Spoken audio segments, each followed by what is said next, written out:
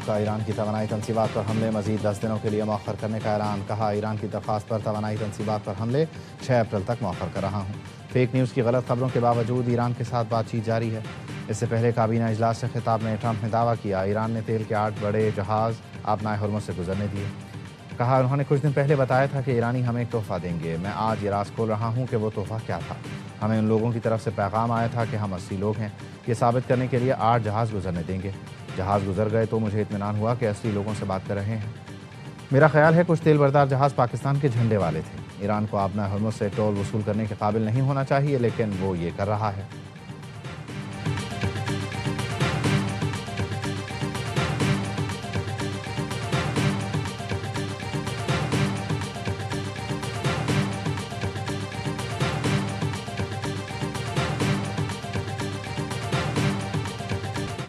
Iran to permanently abandon their nuclear ambitions and to chart a new path forward.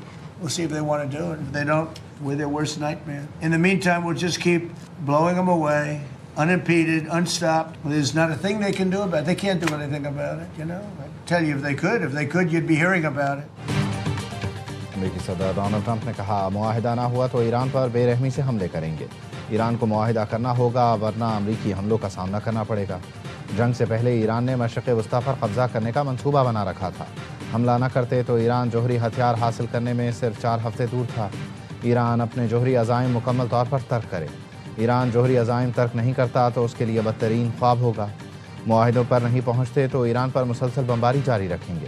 ایرانی ہمارے طیارے نہیں مار سکتے۔ واشنگٹن میں تقریب سے خطاب میں ٹرمپ نے کہا ایرانی قیادت بڑی بےتابی سے ڈیل چاہتی ہے، لیکن ایرانی رہنما کہنے سے ڈرتے ہیں۔ وہ ڈیل کا کہیں گے تو اپنے عوام کے ہاتھوں مارے جائیں گے۔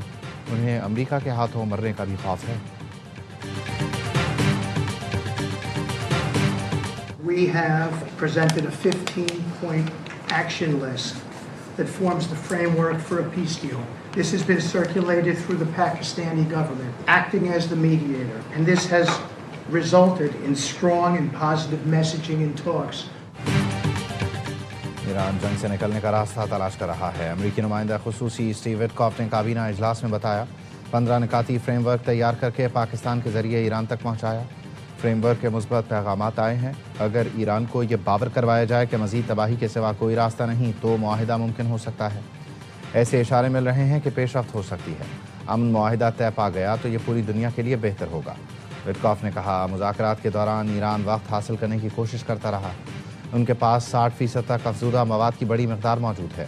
ایران نے امریکی تجاویز یک طرفہ اور غیر منصفانہ قرار دی۔ ایرانی حکام نے کہا واشنگٹن حقیقت پسندی سے کام لے تو بات چیت کی راہ ہموار ہو سکتی ہے۔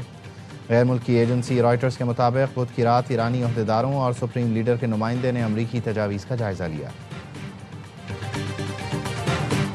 25 روزہ جدوجہد رنگ لے آئی، ایران کی تاریخی فتح کا ماحول بن گیا۔ ایرانی قوم کی جدوجہد افراد کی قربانیوں سے تاریخی فتح ملنے والی ہے۔ ایرانی اسپیکر محمد باقر قالیباف کہتے ہیں کوئی بھی ایران اور ایرانی عوام کو الٹیمیٹم جاری نہیں کر سکتا۔ موقع کو ہاتھ سے جانے نہیں دیں گے جب تک فتح کا مکمل ادراک نہیں ہو جاتا۔ جنگ، پھر جنگ بندی اور دوبارہ جنگ کے مکروہ تسلسل کو ختم کرنا ہوگا۔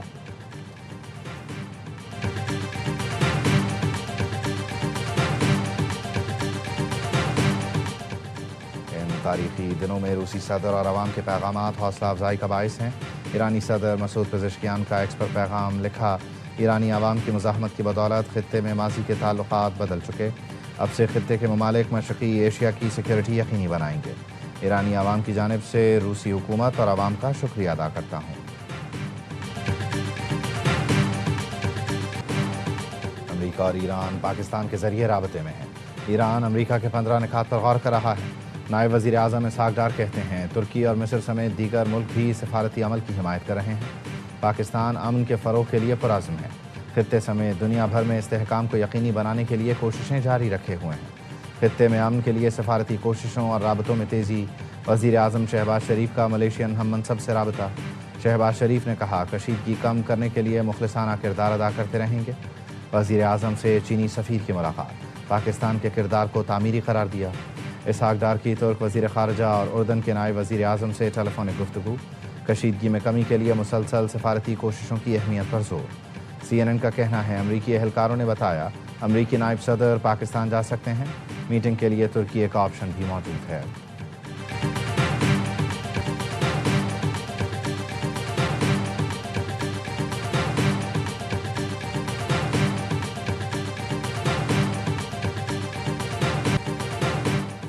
صدر مملکت آصف علی زرداری کی زیر صدارت مشاورتی اجلاس، وزیر اعظم شہباز شریف، فیلڈ مارشل سید عاصم منیر، نائب وزیر اعظم اور دیگر کی شرکت۔ علاقائی سیکورٹی کے حالات کا جائزہ لیا گیا۔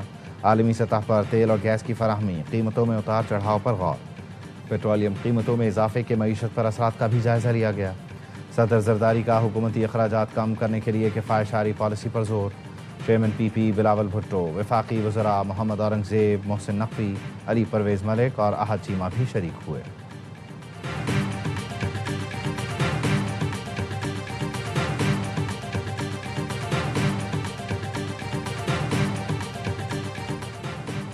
وزیر اعظم شہباز شریف کا ایک روزہ دورہ کراچی، ایم کیو ایم کا گورنر کی تبدیلی کے فیصلے پر اعتماد میں نہ لینے کا شکوہ۔ خالد مقبول صدیقی کی سربراہی میں ایم کیو ایم کا وفد پی ایف بیس پر وزیر اعظم سے ملا۔ ذرائع نے بتایا ملاقات میں ایم کیو ایم کے مجوزہ آئینی ترمیمی بل اور آرٹیکل 140A پر گفتگو ہوئی۔ ایم کیو ایم کا مجوزہ آئینی ترمیم کو 28ویں ترمیم میں شامل کرنے کا مطالبہ۔ کراچی پیکج پر کام تیز کرنے کی درخواست بھی کر دی۔ وزیر اعظم کی ایم کیو ایم کے مطالبات حل کرنے کی یقین دہانی۔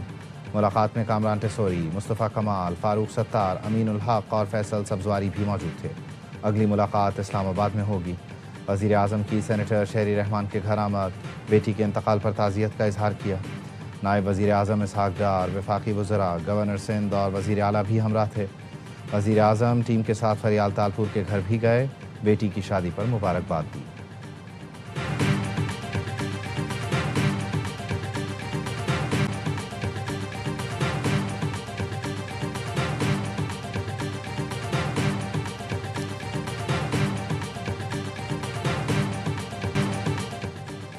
امریکہ اور اسرائیل کے ایران پر مہلک حملے جاری، شہداء کی تعداد 1937 ہو گئی۔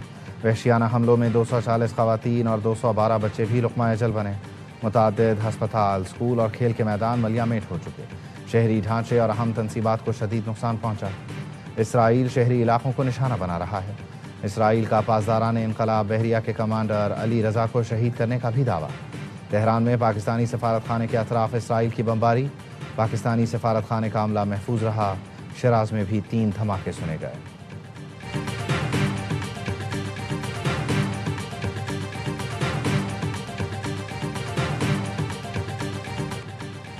ایران کے اسرائیل پر تابڑ توڑ حملے، تل ابیب اور حیفا سمیت دیگر شہروں کو میزائل اور ڈرون سے نشانہ بنایا۔ حملوں کے نتیجے میں 24 گھنٹوں کے دوران 150 سے زیادہ اسرائیلی شہری زخمی ہوئے، 14 کی حالت تشویشناک۔ ایرانی فوج نے حیفا بندرگاہ میں اسرائیلی اسٹریٹجک مراکز کو نشانہ بنانے کا دعویٰ کیا۔ ڈرون کے ذریعے اسرائیل کے حساس اور اہم تنصیبات پر حملے کیے گئے۔ حیفا میں اسرائیلی لڑاکا طیاروں کے لیے استعمال ہونے والے فیول ٹینکس کو بھی نشانہ بنایا گیا۔ مشرقی بحیرہ روم میں اسرائیلی بحری جہازوں کی تیاری اور مرمت کے مراکز پر بھی ڈرون داغے گئے۔ ایرانی حملوں میں کئی عمارتیں اور گاڑیاں بھی تباہ ہوئیں۔ جنوبی لبنان میں حزب اللہ اور اسرائیلی فوج کے درمیان جھڑپیں۔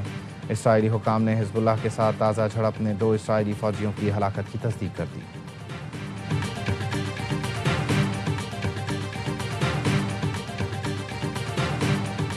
خلیجی ملکوں پر فضائی حملے، ابوظہبی میں میزائل کا ملبہ گرنے سے 2 افراد جاں بحق، 3 زخمی۔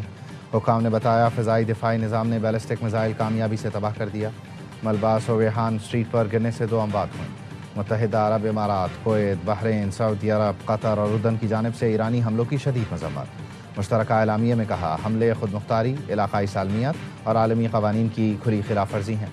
ایران یا اس کے حمایت یافتہ گروہوں کے حملے ناقابل قبول ہیں۔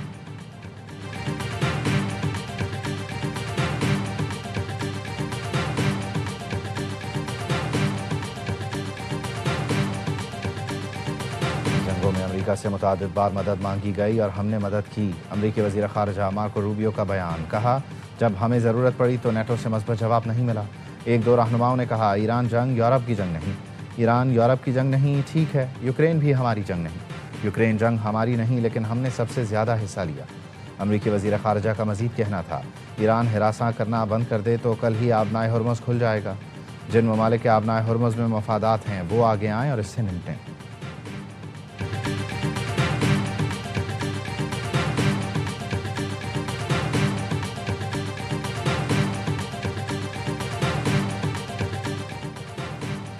افغان طالبان کے نام نہاد ڈائریکٹر اطلاعات کے دعوے بے بنیاد قرار۔ وزارت اطلاعات و نشریات کا کہنا ہے کنڑ میں پاکستانی چوکی تباہ کرنے کا دعویٰ مکمل طور پر جھوٹا ہے۔ پاکستان کی کسی چوکی یا علاقے کو کوئی نقصان نہیں پہنچا۔ واچا چناری دراصل افغان حدود میں واقع ایک افغان تنصیب ہے۔ گمراہ کن پروپیگنڈا آپریشن غضب للحق کے دوران جھوٹے بیانیے پھیلانے کی کوشش ہے۔ پاکستان سپر لیگ 11 کا ایکشن شروع ہو گیا۔ قذافی اسٹیڈیم لاہور میں مختصر تقریب ہوئی۔ مہمان خصوصی وزیر اعلیٰ پنجاب مریم نواز نے شرکت کی۔ Chairman P C B Mohsin Naqvi نے مریم نواز کا خیر مقدم کیا۔ تمام ٹیموں کے مالکان اور کھلاڑیوں سے تعارف کرایا۔ لیگ کے برانڈ ایمبیسڈر وسیم اکرم ٹرافی تھامے اسٹیڈیم میں آئے۔ افتتاحی میچ سے پہلے قومی ترانہ پڑھا گیا۔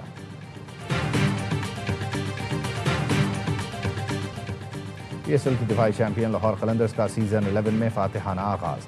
حیدرآباد کنگز مین ہوئی آؤٹ کلاس۔ لاہور قلندرز کی حیدرآباد کنگز مین کو 69 رن سے شکست۔ 200 رنز کے تعاقب میں حیدرآباد کی ٹیم 130 رنز پر ڈھیر ہو گئی۔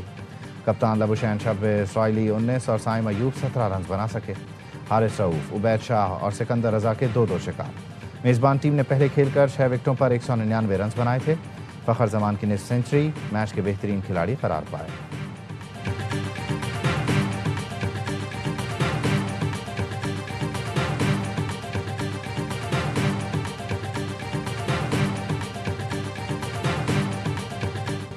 پی ایس ایل 11 میں کراچی کنگز کی ٹیم اپنی مہم آج کوئٹہ کے خلاف میچ سے شروع کرے گی۔ کنگز کے اسسٹنٹ کوچ محمد منصور کا کہنا ہے پچھلے سیزن کے مقابلے مڈل آرڈر مضبوط ہے۔ امید ہے اس بار ٹیم فائنل کھیلے گی۔ میچ سے پہلے کراچی کنگز کے کھلاڑیوں کی موج مستیاں۔ سیزن 11 میں بھی کنگز کی کمان ڈیوڈ وارنر کے ہاتھ میں۔ معین علی اور ایڈم زیمپا کا کردار بھی اہم ہوگا۔